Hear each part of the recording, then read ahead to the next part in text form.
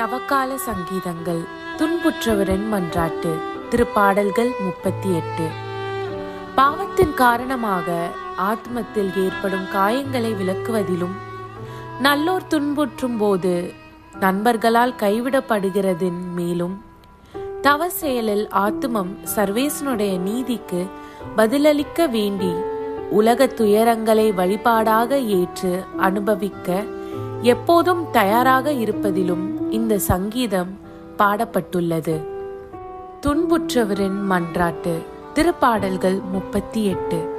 ஆண்டவரே, என் மீது சினங்கொண்டு என்னை கண்டியாதேயும், என் மீது சீற்றம் கொண்டு என்னை தண்டியாதேயும். ஏனெனில் உம் அம்புகள் என்னுள் பாய்ந்திருக்கின்றன, உமது கை என்னை அழுத்தி கொண்டிருக்கின்றது.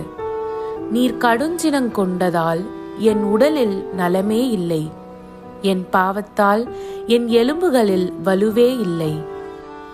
என் குற்றங்கள் தலைக்கு மேல் போய்விட்டன, தாங்கவென்னா சுமை போல அவை என்னை வெகுவாய் அழுத்துகின்றன.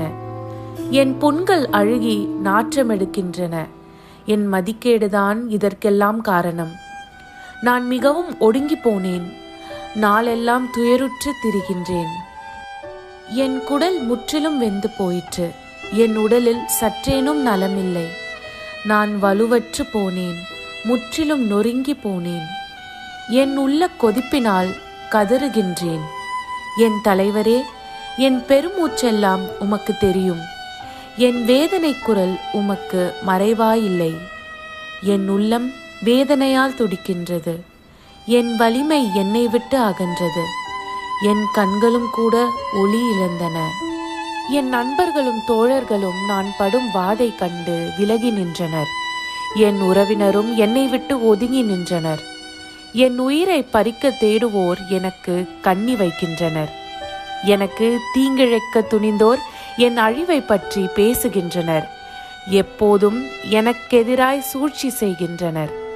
நானோ செவிடார் போல் காது கேளாமலும் ஊமை போல் வாய் திறவாமலும் இருக்கின்றேன். உண்மையாகவே நான் செவி புலனற்ற மனிதர் போலும் மறுப்புரை கூறாத நாவினர் போலும் ஆனேன்.